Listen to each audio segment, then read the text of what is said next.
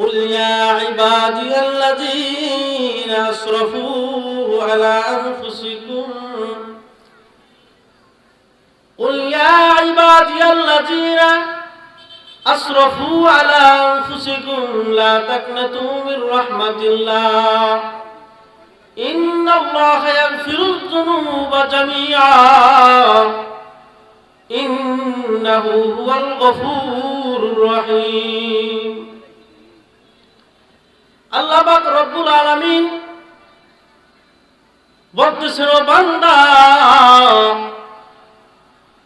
কুল ইয়া ইবাদিয়াল্লাযীনা আসরাফু, এ বান্দা, যদি তোমরা নফসের উপর জুলুম করে ফেলো, যদি তোমরা গুনাহ করে ফেলো, আলা আনফুসিকুম, তোমাদের নিজের নফসের উপর যদি জুলুম হয়ে যায়, লা তাকনাতু মির রাহমাতিল্লাহ, তাহলে নিরাশ হয়ো না, নিরাশ হয়ো না। ইন্নাল্লাহা ইয়াগফিরুয যুনুবা জামিআ, আমি আল্লাহ রাব্বুল আলামিন তোমাদের সমস্ত গুনাহগুলো maaf করে দেব। বলেন সুবহানাল্লাহ। যত বড় গুনাহ করো না কেন,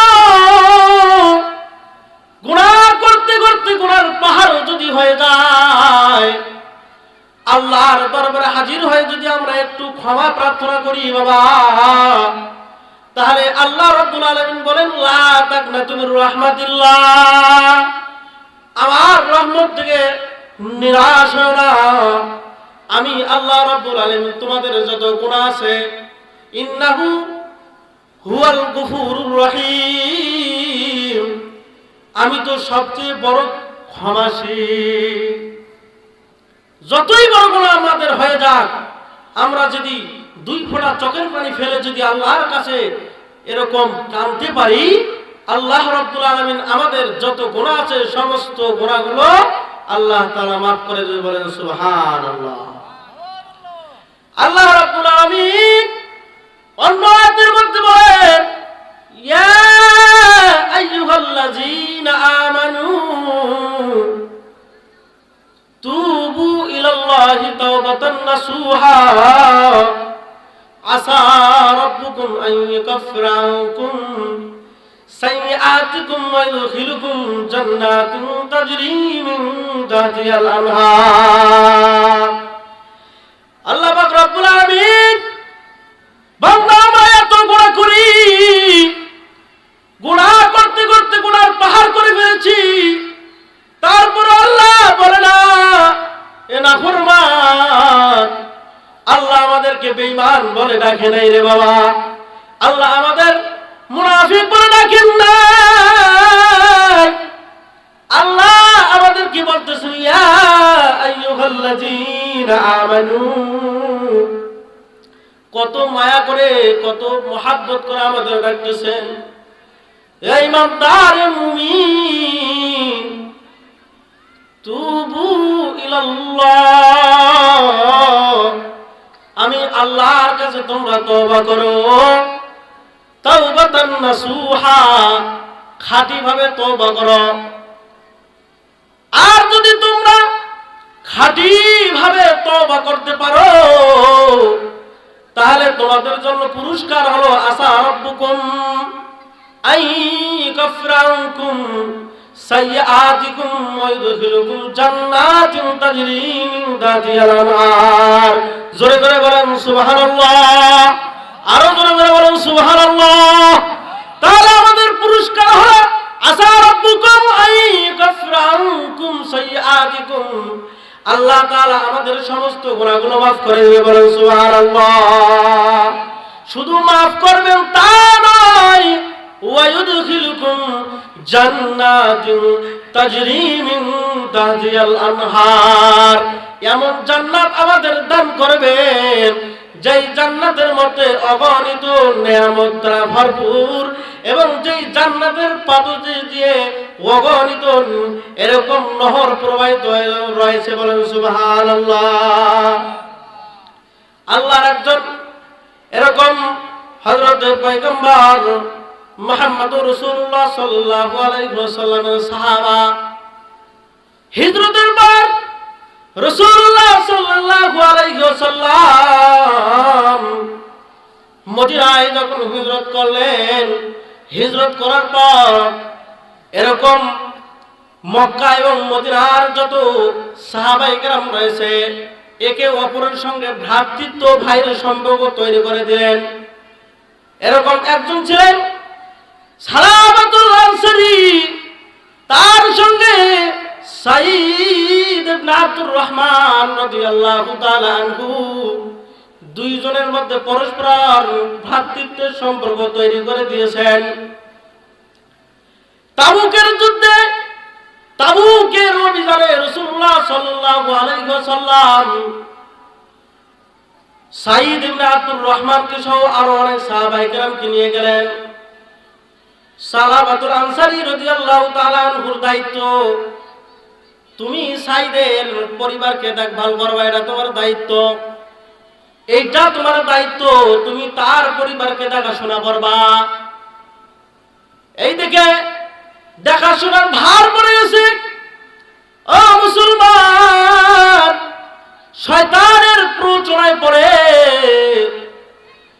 শয়তান এরকম প্ররোচনা দিয়েছেন, ও সালাবাতুল আনসারী, সাঈদের স্ত্রী বড় সুন্দরী, এই যে একটা সুযোগ, কেউ নাই, কেউ নাই, ফাঁকা ময়দান, এই যে শয়তানের প্ররোচনায় পড়ে এরকম পর্দা ভেদ করে, বাবা পর্দা ভেদ করে সালাবাতুল আনসারী রাদিয়াল্লাহু তাআলা আনহু ভিতরে যখন প্রবেশ করলো, অন্দরমহলে যখন প্রবেশ করলো, করার পরে সাঈদের স্ত্রীর হাতটা এরকম করে ধরে ফেলেছে। ধরার সঙ্গে সঙ্গে সাঈদের স্ত্রী ডেকে বলতেছে, ও সালাবাতুল আনসারী, তোমার কি মনে কোনো ভয় নাই?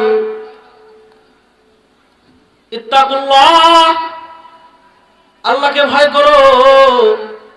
তুমি, আমি তো হলো তোমার ভাইয়ের রেখে যাওয়া আমানত, তুমি যদি আমানতের খেয়ানত করো তাহলে আল্লাহ রাব্বুল আলামিনের দরবারে কি জবাব দিবা?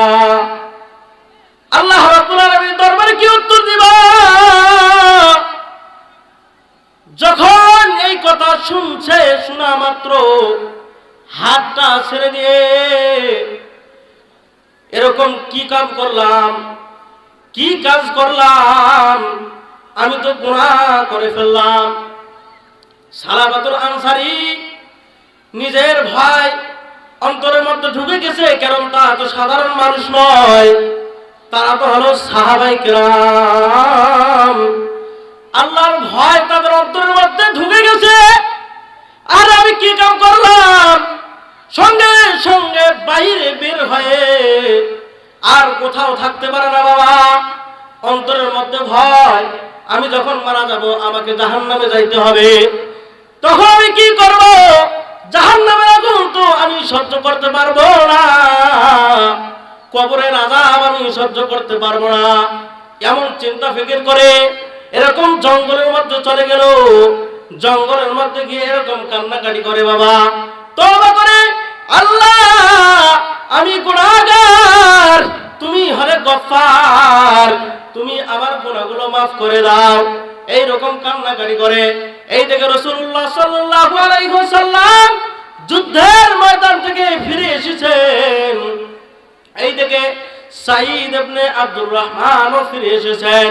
সমস্ত ঘটনা যখন শ্রবণ করলেন, করার পরে সাঈদ রাদিয়াল্লাহু তাআলা আনহু নিজের ভাইকে খোঁজার জন্য, সালাবাতুল আনসারীকে খোঁজার জন্য বাবা এরকম বাহিরে বের হলেন। অলিতে গলিতে সব জায়গায় খুঁজে কোথাও পায় না, পরিশেষ এরকম এক জায়গায় খুঁজে পেল।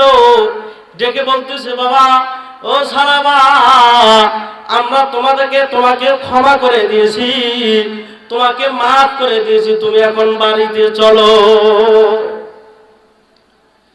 সালাবাতুল আনসারী ডেকে বলতেছে, ও সাঈদ, আমি যাব না যতক্ষণ পর্যন্ত না আমার আল্লাহ আমারে মাফ করে দেয়।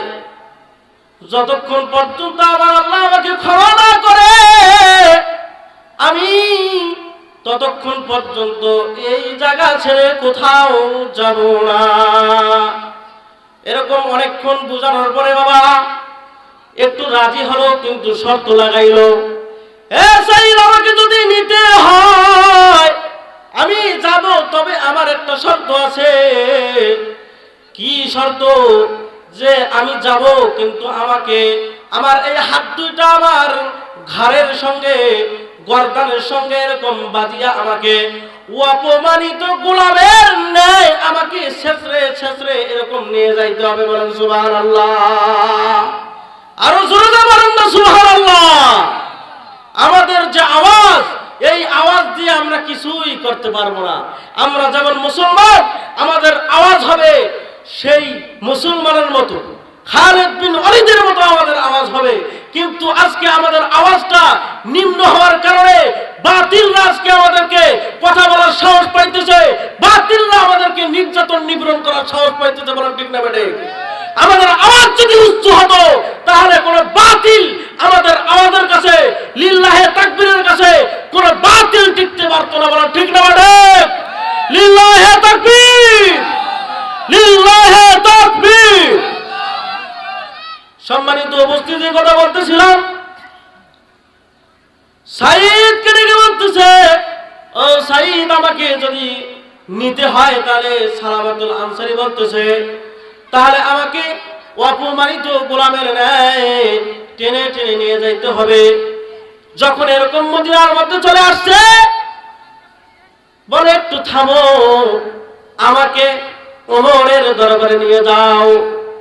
হযরত ওমরে ফারুক রাদিয়াল্লাহু তাআলা আনহুর দরবারে যখন নিয়ে আসা হলো, ও বাবা ওমর রাদিয়াল্লাহু তাআলা আনহু সমস্ত ঘটনা শুনে বলতেছে, তুমি কেন আমানতের খেয়ানত করেছো? তুমি কেন এমন গুনাহ করলে, জঘন্যতম গুনাহ করলে? তোমার ক্ষমা আল্লাহ দিবেন কি দিবেন না আমি জানি না, তবে তুমি আমার বাড়ি থেকে বের হয়ে যাও। আবার ডেকে বলতেছে, ও সাইদ আমাকে ওমরের দরবারে নিয়ে যাও। ওমরের দরবারে নিয়ে গেল। হযরত ওমর রাদিয়াল্লাহু তাআলা সব ঘটনা শুনে নিজের বাড়ি থেকে বের করে দিলেন। আবার বলতেছে, হযরত আবু বকর সিদ্দিক রাদিয়াল্লাহু তাআলা আনহুর বাড়িতে নিয়ে যাও, দেখি আবু বকর রাদিয়াল্লাহু তাআলা আনহু কোন পথ আমাকে বলে দিতে পারেন কিনা। হযরত আবু বকর রাদিয়াল্লাহু তাআলা আনহুর বাড়িতে গেলেন। সমস্ত ঘটনা শোনার পরে ডেকে বলতেছে, ও সাহাবা তুমি কেন আমানতের খেয়ানত করলা, এমন জঘন্যতম গুনাহ করলা? আল্লাহ তোমাকে মাফ করবে কি করবে না আমি জানি না, তবে আমার বাড়ি থেকে তুমি বের হয়ে যাও। আবার বলতেছে যে হযরত আলী রাদিয়াল্লাহু তাআলা আনহুর দরবারে আমাকে নিয়ে যাও। তখন হযরত আলী রাদিয়াল্লাহু তাআলা আনহুর দরবারে নিয়ে গেল। হযরত আলী রাদিয়াল্লাহু তাআলা আনহু সমস্ত ঘটনা শুনলেন বাবা।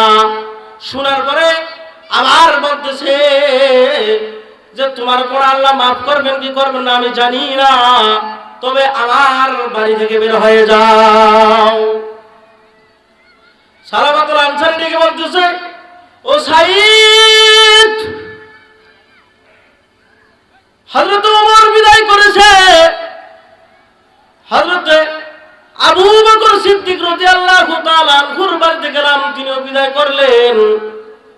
হযরত আলী রাদিয়াল্লাহু তাআলা আনহুর বাড়িতে গেলাম, তিনিও বিদায় করলেন। আমি এতক্ষণ ভেবেছিলাম যে আমার গুনার কথা যদি রাসূলুল্লাহ সাল্লাল্লাহু আলাইহি ওয়াসাল্লাম শুনে তাহলে আমি তো লজ্জিত হব, অপমানিত হব।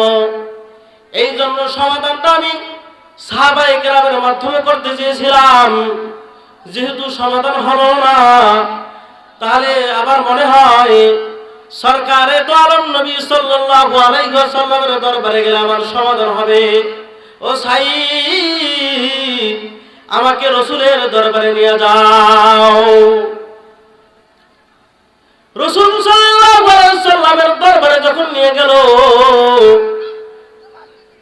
রাসূলুল্লাহ সাল্লাল্লাহু আলাইহি সাল্লাম যখন সমস্ত ঘটনা শুনলেন বাবা, ঘটনা শোনার পরে রাসূলুল্লাহ সাল্লাল্লাহু আলাইহি সাল্লামের চেহারাটা মলিন হয়ে গেল, চেহারার মধ্যে একটু রাগের ছাপ ফুটলো এবং ডেকে বলতেছেন, ও সাহাবাতুল আনসারী, তুমি এমন জঘন্যতম কাজ কেন করলা? ও সাহাবা, কেন তুমি তোমার ভাইয়ের রেখে দেওয়া আমানতের খেয়ানত করলা? আল্লাহ তাআলা তোমারে মাফ করবেন কি করবেন না আমি জানি না। ও সাহাবা, তুমি আমার দরবার থেকে চলে যাও।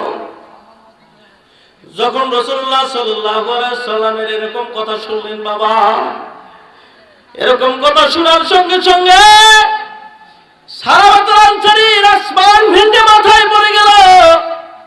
আরে ওমরের দরবারে গেলাম, ওমর বিতাড়িত করলো। আবু বকরের দরবারে গেলাম, আবু বকর বিতাড়িত করলো। আলীর দরবারে গেলাম, আলী বিতাড়িত করলো। এমনকি শেষ ভরসা সরকারে তো আলম নবী সাল্লাল্লাহু আলাইহি ওয়াসাল্লাম আমারে বিতাড়িত করলো। এ সাইয়্যিদ, আমার বোঝা হয়ে গেছে, আমার মতো গুনাহগার আর এই পৃথিবীতে কেউ নাই। এ সাইয়্যিদ, রশি ছেড়ে দে, আমি বুঝে গেছি এই দুনিয়ায় আমার মতো গুনাহগার আর কেউ নাই।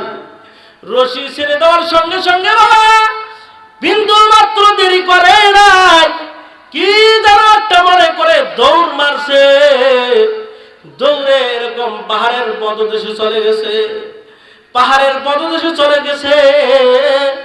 রাত্রি যখন গভীর হয় আল্লাহর দরবারে কান্নাকাটি শুরু করে দেয়। ও মালিক, ও মালিক, রাত্রি অনেক গভীর, দুনিয়ার কেউ এই জাগ্রত নাই মালিক, এমনকি জঙ্গলার পশু প্রাণীরা পর্যন্ত ঘুমিয়ে গেছে। তোমার সালাবা নামের গোলামটা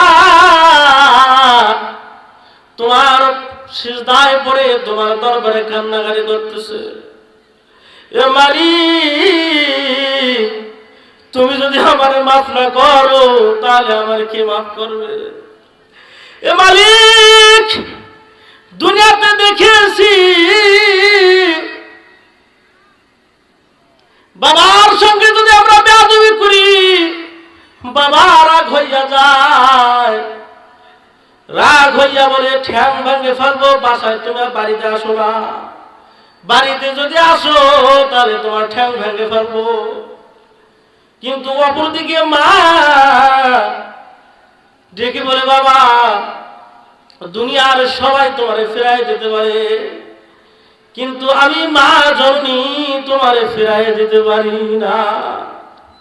ও মালিক, মালিক, তুমি তো ওই মা বাবার থেকে হাজার হাজার গুণ দয়া তোমার বেশি।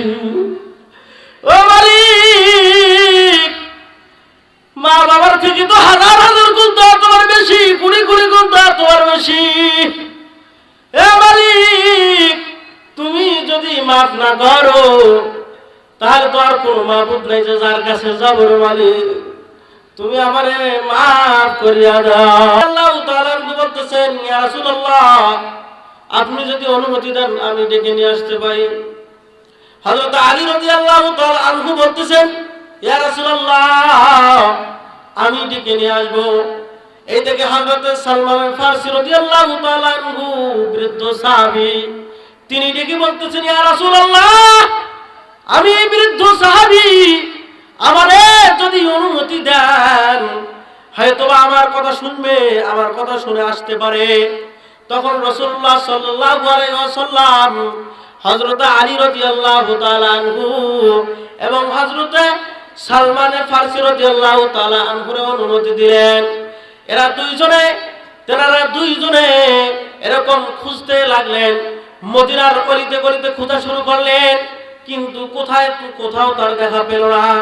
এরকম মদিনার পাহাড়ের পাদদেশে কৃষ্ণ কৃষকরা কাজ করতেছে, ওই জায়গায় কৃষকদের ডেকে বলতেছে, কৃষক ভাইরা, আচ্ছা সালাবাতুল আনসারী নামে কাউরে দেখছো নাকি?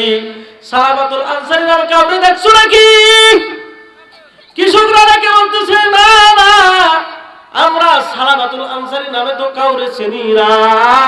তবে হ্যাঁ, একজন ব্যক্তি এমন রয়েছে যে রাত্রি যখন গভীর হয় জাহান্নামের ভয়ে এরকম কান্নাকাটি করে। বাবা, জাহান্নামের ভয়ে কান্নাকাটি করে, আল্লাহর কাছে রোনাজারি করে, এমন কান্না করে যে আমাদের ঘরের যে পালিত প্রাণীগুলো রয়েছে, পালিত প্রাণীগুলো পর্যন্ত তার কান্নায় তারাও চোখের পানি ফেলে। বলেন সুবহানাল্লাহ।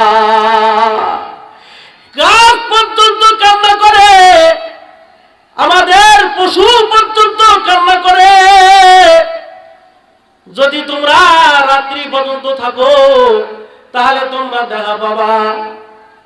সালাবাতুল আনসারী রাদিয়াল্লাহু তাআলা আনহুর জন্য এরকম অপেক্ষা করতেছেন। বাবা, রাত্রি যখন গভীর হলো, রাত্রি যখন গভীর হয়, প্রতিনিয়ত প্রতিদিনের ন্যায় সালাবাতুল আনসারী রাদিয়াল্লাহু তাআলা আনহু সিজদায় পড়ে আল্লাহর দরবারে কান্নাকাটি করতেছেন, আল্লাহ তোমার নাম গফফার, আমি গুনাহগার, আমি সালাবাতুল আনসারী, আল্লাহ আপনি ক্ষমা করে দেন। এ মাবুদ, আপনি যদি ক্ষমা না করেন তাহলে জাহান্নামের আগুন সইতে পারবো না, কবরের আযাব সইতে পারবো না। মাবুদ, আমি গুনাহগার, আমারে মাফ করিয়া দাও। এরকম করে বাবা কান্নাকাটি করতেছে। এতক্ষণ অন্ধকারের মধ্যে তো চিনতে পারে নাই, কিন্তু এখন যখন কান্নাকাটি শুরু করেছে, এরকম হযরত আলী রাদিয়াল্লাহু তাআলা আনহু বুঝতে পেরেছেন এরা সালাবাতুল আনসারী ছাড়া আর কেউ নয়। দেখে বলতেছে, সালাবাতুল আনসারী, সিজদা থেকে মাথা উঠাও, আর কান্নার প্রয়োজন নাই। আল্লাহ পাক রব্বুল আলামিন তোমারে ক্ষমা করে দিয়েছেন, রাসূলুল্লাহ সাল্লাল্লাহু আলাইহি ওয়াসাল্লাম তোমার উপর রাজি হয়েছে, সমস্ত সাহাবায়ে কেরাম তোমার উপর রাজি হয়েছে। মাথা উঠাও, আমাদের সাথে মদিনায় চলো। সালাবাতুল আনসারী আবার এরকম শুকর আদায় করেন, আল্লাহ সবাই বিতাড়িত করতে পারে, কিন্তু আপনি আল্লাহ নিজের বান্দারে আপনি বিতাড়িত করতে পারেন না। আপনার কাছে লাখ লাখ শুকরিয়া আল্লাহ, আপনি ছাড়া কেউ নাই। কারণ আল্লাহ তাআলা তো বলেন, লা তাকনাতু মির রাহমাতিল্লাহ, ও বান্দা গুনাহ করে ফেলছো কিন্তু নিরাশ হওয়ার কিছু নাই। যখন এরকম মদিনার পথে রওনা হলেন, বাবা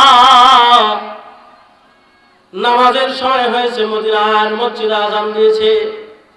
মসজিদে নববীতে নামাজের ইমামতি করছেন সরকারে দো নবী সাল্লাল্লাহু আলাইহি ওয়াসাল্লাম, হযরত আলী রাদিয়াল্লাহু তাআলা আনহু। এনারাও নামাজের জামাতে শরীক হয়েছেন। রাসূলুল্লাহ সাল্লাল্লাহু আলাইহি ওয়াসাল্লাম পড়তেছেন সূরা ফাতিহা পড়া, আলহাকুমুত তাকাসুর। বিকট একটা শব্দ, বিকট একটা আওয়াজ। রাসূলুল্লাহ সাল্লাল্লাহু আলাইহি ওয়াসাল্লাম যখন বলতেছেন হাত্তা যুরতুমুল মাকাবির, আবার বিকট একটা আওয়াজ। নামাজ যখন শেষ হয়ে গেল, বাবা নামাজ শেষ হওয়ার পরে দেখে সালাবাতুল আনসারী রাদিয়াল্লাহু তাআলা আনহু বেহুশ হয়ে পড়ে আছে। রাসূলুল্লাহ সাল্লাল্লাহু আলাইহি ওয়াসাল্লাম ডেকে বলতেছে, এ সালমান ফারসি রাদিয়াল্লাহু তাআলা আনহু, সালমান ফারসি, আমার সাহাবা সালাবাতুল আনসারীর মুখের মধ্যে পানি ছিটাইয়া দাও। সালাবাতুল আনসারী বেহুশ থেকে যেন হুঁশে ফিরে আসে, সে যেন জ্ঞান ফিরে পায়। এরকম হযরতে সালমান ফারসি রাদিয়াল্লাহু তাআলা আনহু এরকম নাকের মধ্যে আঙ্গুল দিয়ে এরকম বুকের মধ্যে হাত দিয়ে বলতেছেন, ইয়া রাসূলুল্লাহ, আপনার সাহাবীর পানি দেওয়ার কোনো প্রয়োজন নাই। আপনার সাহাবী এই দুনিয়া ছেড়ে চলে গেছে, দুনিয়া ত্যাগ করেছেন। সবাই এখন কান্না করতেছে। রাসূলুল্লাহ সাল্লাল্লাহু আলাইহি ওয়াসাল্লাম মন খারাপ, কান্না করতেছেন। এইদিকে সালাবাতুল আনসারী রাদিয়াল্লাহু তাআলা আনহুর একজন কন্যা সন্তান ছিল, নাম হলো খামসানা। তিনিও এসে বাবার এরকম বুকে জড়ায় ধরে কান্না করতেছে, বাবা তুমি আমারে রেখে চলে গেলে, বাবা আমি এখন থেকে কারে বাবা বলে ডাকবো? কে আমার বাবা হবে গো? এই কথা যখন বলতেছেন, রাসূলুল্লাহ সাল্লাল্লাহু আলাইহি ওয়াসাল্লাম বলেন, আর কান্দো না, এমনিতে আমি অনেক কষ্ট, আমার অন্তরে অনেক ব্যথা, এরকম করে যদি তুমি কান্না করো তাহলে আমি আর সহ্য করতে পারবো না। বলে, খামসানা তুমি কান্না করো না, আজ থেকে আমি রাসূল তোমার বাবা হয়ে গেলাম। বলেন সুবহানাল্লাহ। আজ থেকে আমি রাসূল তোমার বাবা হয়ে গেলাম। আমার মেয়ে ফাতেমা তোমার বোন। বলো দেখি তুমি খুশি হয়েছো কি খুশি নও? তখন খামসানা বলতেছেন যে অবশ্য আমি খুশি। সরকারে তো আলম নবী যিনি আমার বাবা এবং মা বোনদের সর্দানি, তিনি আমার বোন হবে, এর থেকে ভাগ্যের আর কি হতে পারে? এইদিকে সালাবাতুল আনসারী রাদিয়াল্লাহু তাআলা আনহুর কাফন দাফনের ব্যবস্থা করতেছেন। জানাজার নামাজ রাসূলুল্লাহ সাল্লাল্লাহু আলাইহি ওয়াসাল্লাম পড়াইছেন। জানাজার নামাজ পড়ানোর পরে বাবা রাসূলুল্লাহ সাল্লাল্লাহু আলাইহি ওয়াসাল্লাম আঙ্গুলের উপর ভর দিয়ে হাঁটতেছেন। হযরত ওমর রাদিয়াল্লাহু তাআলা আনহু ডেকে বলতেছেন, হযরত ওমর রাদিয়াল্লাহু তাআলা আনহু ডেকে বলতেছেন, ইয়া রাসূলুল্লাহ, রহস্য কি আমি বুঝলাম না, আপনি কারো আঙ্গুলের উপর ভর দিয়ে হাঁটতেছেন? রাসূলুল্লাহ সাল্লাল্লাহু আলাইহি ওয়াসাল্লাম বলেন, আমি যা জানি তুমি তা জানো না। আমার এই যে আল্লাহ তাআলা হযরত সালাবাতুল আনসারীর উপর রাজি খুশি হয়ে তেনার তওবা কবুল করে তেনার গুনাহগুলো মাফ করে দিয়ে অগণিত ফেরেশতা এই জানাজার নামাজে আল্লাহ তাআলা নাযিল করেছেন, যার বদৌলতে আমি নিজের পাটা যে রাখবো এই জায়গাটা পর্যন্ত আমি পাইতেছি না, যার কারণে আমি আঙ্গুলের উপর ভর দিয়ে হাঁটতেছি। বলেন সুবহানাল্লাহ। ও মুসলমান ইমানদার আল্লাহর গোলাম, আমরা যত বড় গুনাহ করি না কেন, এরকম ভাবে যদি আমরা তওবা করতে পারি বাবা, তাহলে আল্লাহ পাক রব্বুল আলামিন আমাদের মাফ করবেন। আল্লাহ রব্বুল আলামিন ডেকে বলেন, ইয়া আইয়ুহাল্লাযীনা আমানু তুবু ইলাল্লাহি তাওবাতান নাসুহা আসা রাব্বুকুম আন ইউকাফিরা আনকুম সাইয়্যাতিকুম ওয়া ইউদখিলুকুম জান্নাতিন তাজরি মিন তাহতিহাল আনহার। আল্লাহ বলেন, ইয়া ঈমানদারগণ, হে আমার মুমিনগণ, তোমরা তওবা করো, খাঁটি ভাবে তওবা করো, তাহলে আল্লাহ তাআলা তোমাদেরকে পুরস্কার দিবেন, জান্নাত দান করে দিবেন। বলেন সুবহানাল্লাহ। রাসূলুল্লাহ সাল্লাল্লাহু আলাইহি ওয়াসাল্লাম বলেন, ইয়া আইয়ুহান নাস তুবু ইলাল্লাহ ইন্নী আতুবু ফিল ইয়াউমি ইলাইহি মিআতা মাররা। রাসূলুল্লাহ সাল্লাল্লাহু আলাইহি ওয়াসাল্লাম বলেন, হে দুনিয়ার মানুষেরা, হে আমার উম্মতেরা, আমি তোমরা কি করো? তোমরা তওবা করো, তওবা করো, কারণ আমি রাসূলুল্লাহ সাল্লাল্লাহু আলাইহি ওয়াসাল্লাম প্রতিনিয়ত প্রতিদিন 100 বার করে তওবা করে। কয়দিন বাবা? 100 বার করে তওবা করে। যেই রাসূলের কোনো গুনাহ নাই, তিনি যদি 100 বার করে তওবা করতে পারে, আমরা তো গুনাহগার বান্দা, আমরা এমন গুনাহ করে ফেলেছি, তাহলে বলেন দেখি আমাদের কত বারবার গুনাহ এরকম তওবা করা প্রয়োজন? ও দোস্ত বুজুর্গ, যে কথা বলতেছি, আমাদেরকে তওবা করতে হবে। তওবা যদি না করে যাই তাহলে আমাদেরকে জাহান্নামে পতিত হতে হবে বাবা। এই জন্য আমাদেরকে তওবা করতে হবে। তওবা করে আমাদেরকে জান্নাতে যদি যাইতে চাই তাহলে তওবার বিকল্প কোনো পথ নাই। যত বড় গুনাহ করি না কেন, আমরা যদি তওবা করি, খাস নিয়তে যদি তওবা করি, তাহলে আল্লাহ রাব্বুল আলামিন আমাদেরও তওবা কবুল করবেন এবং আল্লাহ তাআলা আমাদের জন্য এরকম ফেরেশতা নাযিল করবেন। বলেন সুবহানাল্লাহ।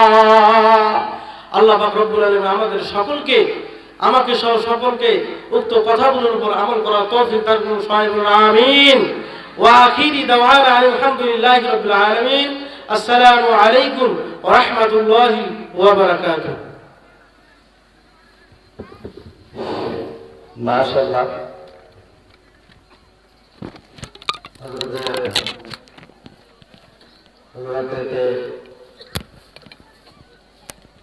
আল্লাহ রাব্বুল আলামিন সুন্দর বক্তব্য দেওয়ার তৌফিক দান করছেন। আমরা যারা এদিক সেদিক ঘুরেফেরা করতেছি, সকলে আমরা মাহফিলের প্যান্ডেলে